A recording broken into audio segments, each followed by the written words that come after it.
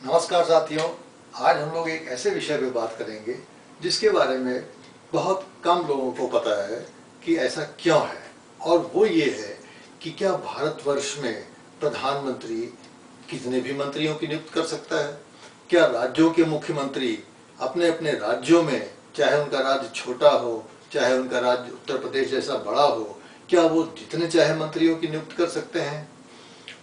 वास्तव में ये बहुत ही चौंकाने वाली बात है कि भारत जैसे देश में जब संविधान बनाया गया तो इसका कोई संज्ञान नहीं लिया गया और ये प्रधानमंत्री और राज्यों के मुख्यमंत्रियों के विवेक पर छोड़ दिया गया कि उन्हें कितने मंत्रियों की आवश्यकता है।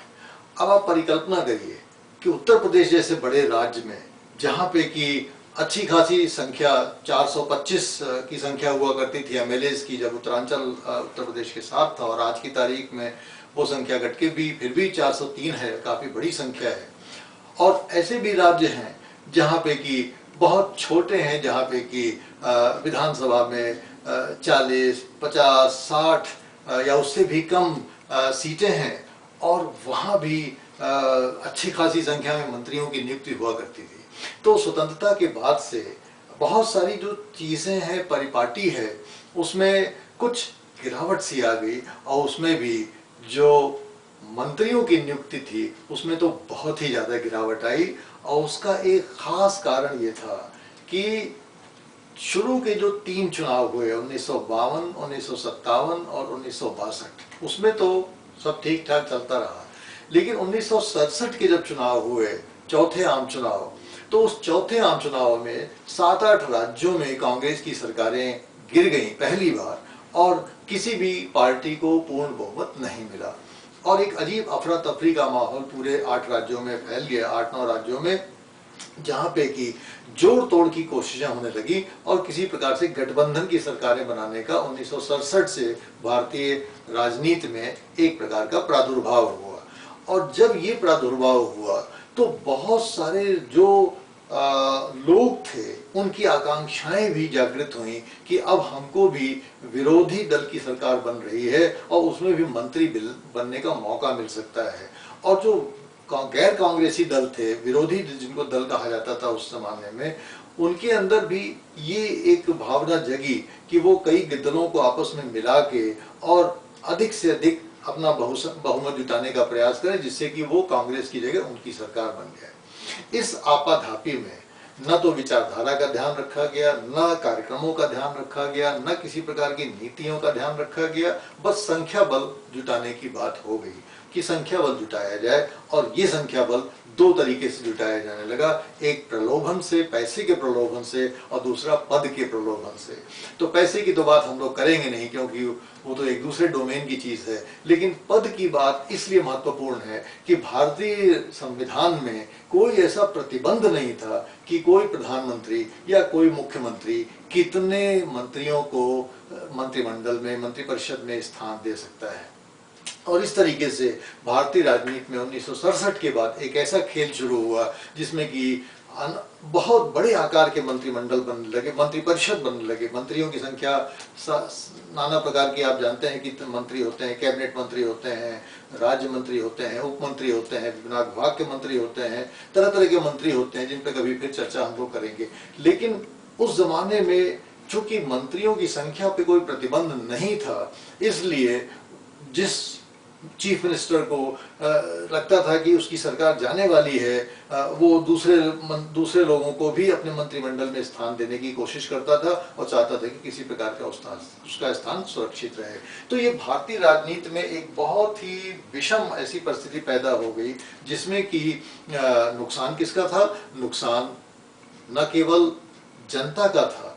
बल्कि स्वयं शासन का था, क्योंकि लोग जो मंत्री आ जाते थे वो इसलिए नहीं आते थे कि उनकी कोई आवश्यकता सरकार चलाने में हुआ करती थी, बल्कि इसलिए आते थे कि सरकार को बचाना होता था। और जनता का नुकसान इसलिए होता था क्योंकि जनता के पैसे जाते थे। आप जानते हैं कि एक मंत्री के ऊपर बहुत सारा पैसा खर्च होता है, नाना प्रकार के मद होते हैं जो कि हम जानते हैं या नहीं जानते हैं, और मदों पे बहुत सारा पैसा खर्च होता है, जिसकी अभी हम लोग चर्चा करेंगे कि कितना पैसा एक मंत्री के ऊपर खर्च होता है। लेकिन उस जमाने में इसका कोई अवेयरनेस नहीं थी, कोई संज्ञान नहीं था, और 1967 से लेके ये सिलसिला 2003 तक चलता रहा। आप देख रहे हैं कि अच्छा खासा 1977,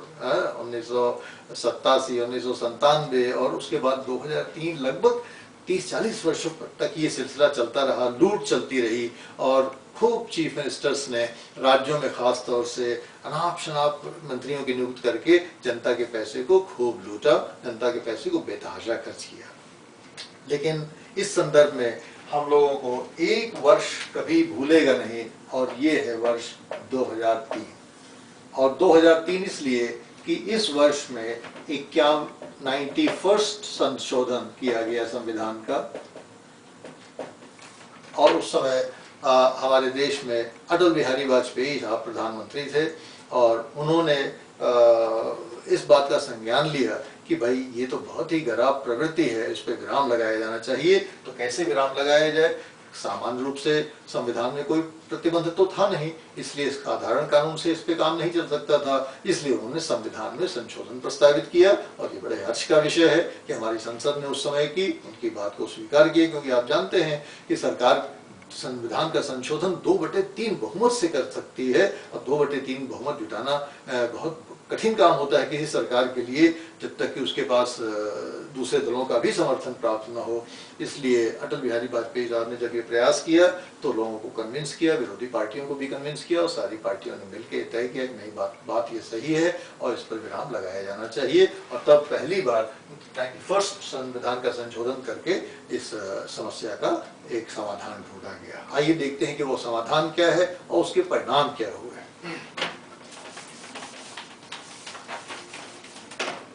ये जो 91वां अमेंडमेंट किया गया,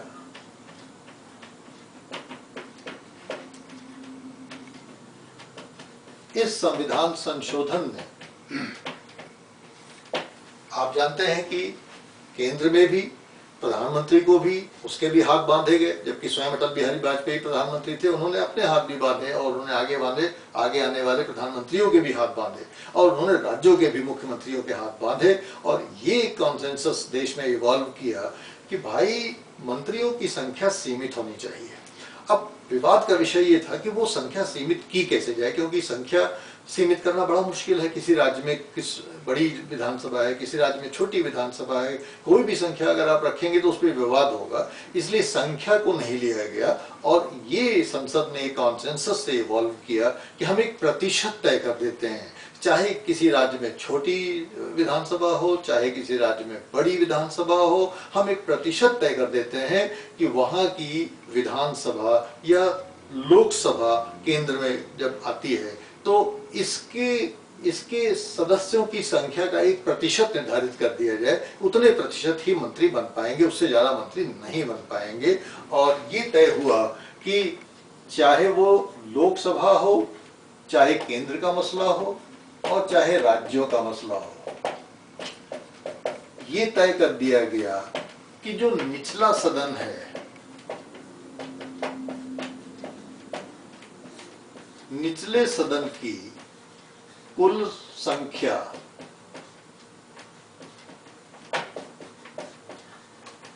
निचले सदन की, चाहे जैसे संसद है, संसद का निचला सदन लोकसभा है, इसी प्रकार से राज्यों में विधानमंडल कुछ है, कहीं कहीं एक सदनात्मक है, वहां कोई समस्या नहीं है, जहां 2 सदनों वाली है वहां निचला सदन अर्थात विधानसभा।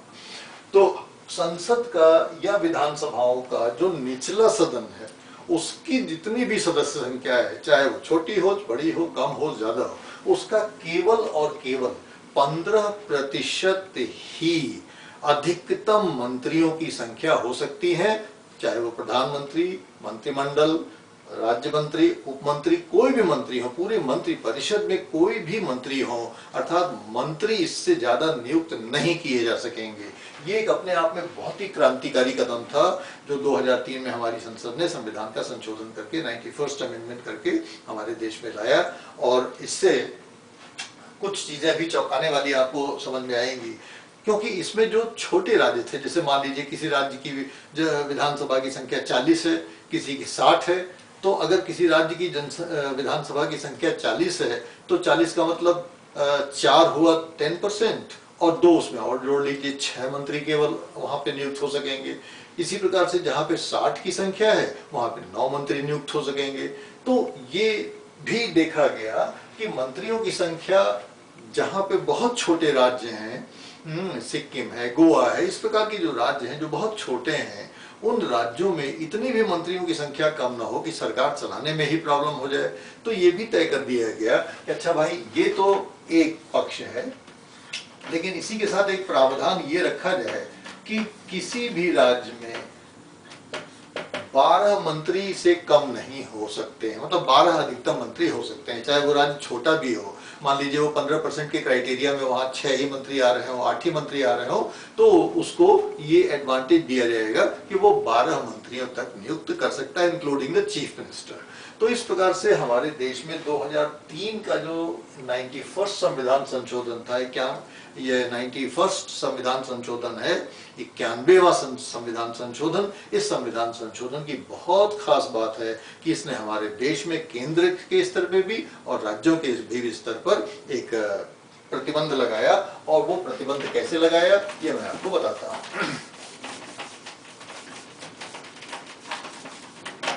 संविधान में जो अमेंडमेंट हुआ, उस संविधान में एक प्रावधान जोड़ा गया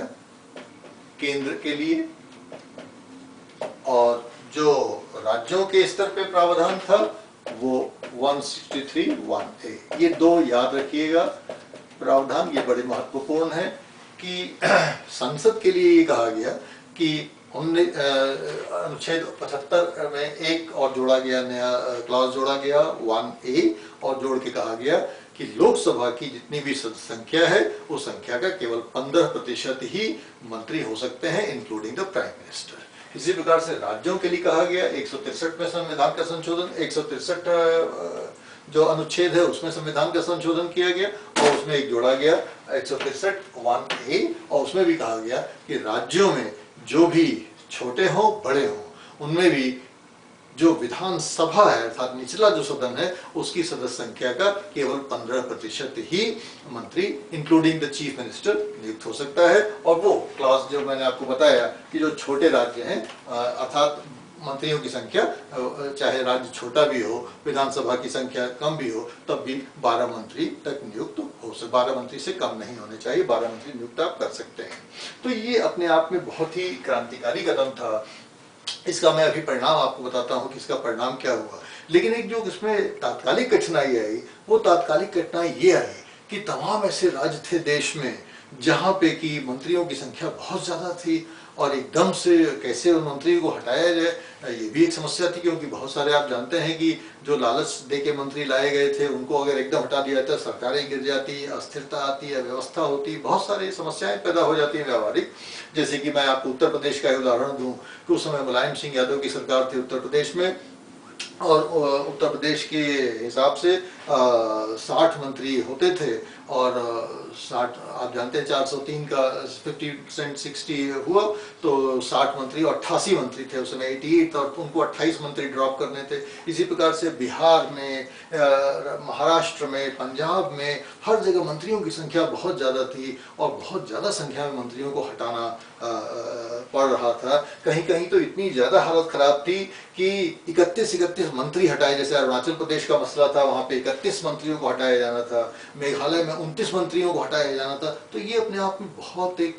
रेडिकल स्टेप था। एक मंत्री को हटाने में मुख्यमंत्री को 10 बार सोचना पड़ता है, और 20-20 मंत्री, 25 मंत्री, 30-30 मंत्रियों को हटाने से तो क्या स्थिति हो सकती है, इसकी परिकल्पना आप स्वयं कर सकते हैं। लेकिन इसलिए एक प्रावधान ये रखा गया इस संशोधन में कि 6 महीने का समय दिया गया, और कहा गया कि राष्ट्रपति एक तारीख तय कर देगा, जो कि 7 जुलाई तय की गई, 7 जुलाई 2003। तो 7 जुलाई 2000 के बाद से 6 महीने का वक्त दिया गया कि मुख्यमंत्री 6 महीने के अंदर अपने धीरे धीरे मंत्रियों को हटाएं, और जो संविधान के प्रावधान है 15% वहां तक ले आए। तो इस प्रकार से ये एक बहुत अपने आप में महत्वपूर्ण था। लेकिन एक चीज इसमें जो खास, जब ये मुद्दा उठा, जब उस समय देश में ये मुद्दा उठा और इस सब को देखा गया कि भाई क्या ये हर राज्य में ज़्यादा ही मंत्री हैं या कहीं कहीं कम मंत्री भी हैं। तो कुछ तो ऐसे राज्य निकल आए जहाँ पे कि मंत्रियों की संख्या कम थी, जैसे मध्य प्रदेश में मंत्रियों की संख्या बहुत कम थी। इसी प्रकार से हरियाणा, तमिलनाडु, गुजरात, आंध्र प्रदेश, इस प्रकार के जो राज्य थे वहाँ मंत्रियों की संख्या 15% से कम ही पे थी। और मध्य प्रदेश तो सबसे कम मंत्री वहाँ पे निकले, तो उसको तो और बल्कि 15-16 मंत्री और अधिक नियुक्त करने पड़े कि भाई इतने मंत्रियों को नियुक्त करिए, आपके यहाँ मंत्री कम हैं। तो कहने का मतलब ये है कि ये एक अपने आप में एक बहुत ही महत्वपूर्ण और क्रांतिकारी कदम था भारतीय संविधान में, जिसने कि प्रधानमंत्री के भी हाथ बांधे और मुख्यमंत्रियों के भी हाथ बांधे। अब कोई भी बेमतलब जनता के पैसे का खिल्ली उड़ाते हुए, मजाक उड़ाते हुए, दुरुपयोग करते हुए मंत्रियों की नियुक्ति नहीं कर सकता था। और जो समय की भारत सरकार की जो वित्त मंत्रालय था उस जमाने में, उसने एक आंकड़ा जारी किया था, और ये आंकड़ा जारी किया था कि एक मंत्री पर जो राज्य में होते हैं करीब 1.5 करोड़ रुपए प्रति वर्ष खर्च होते हैं। और इस प्रकार से अनुमान लगाया गया कि पूरे देश में सभी राज्यों में मिला के 260 मंत्री जो हैं वो हटाए जा रहे थे इस 91st अमेंडमेंट के प्रावधान के तहत। और इसके हिसाब से लगभग 390 करोड़ रुपया वार्षिक की बचत पूरे देश में हो रही थी। तो अपने आप में जनता के पैसे का एक आप देख रहे हैं कि कितना अपव्यय था, और इस 91st अमेंडमेंट ने इस पर एक विराम लगाया। तो भले ही हमारे भारतीय राजनीति में बहुत सारे ऐसे कठिनाइयां हैं, बहुत सारी ऐसी दिक्कतें हैं जो कि अभी भी उनको हटाया जाना जरूरी है, लेकिन ये जो 2003 का 91st अमेंडमेंट रहा अटल बिहारी वाजपेयी की सरकार के दौरान जो किया गया, ये अपने आप में एक बहुत ही क्रांतिकारी कदम था। और इसकी वजह से आज हमारे तमाम राज्यों में भी और केंद्र में भी अभी आप देख रहे हैं कि इसी के तहत मोदी सरकार में भी अभी 78 मंत्री हैं, जबकि भारत सरकार में 81 मंत्री हो सकते हैं 15% के कैप के कारण, लेकिन अभी भी उन्होंने 3 मंत्री का स्थान रिक्त रखा हुआ है। तो कम से कम चाहे वो केंद्र की बात हो चाहे वो राज्य की बात हो, अब हमको ये दिखाई देता है कि सब लोग इस बात को सतर्क हैं लेके कि भाई ये 15% का वायलेशन नहीं होना चाहिए। तो मुझे लगता है कि ये विषय आपको रुचिकर लगा होगा, और इस संबंध में अगर आपके कोई प्रश्न हो तो हमसे जरूर पूछिएगा। Thank you very much.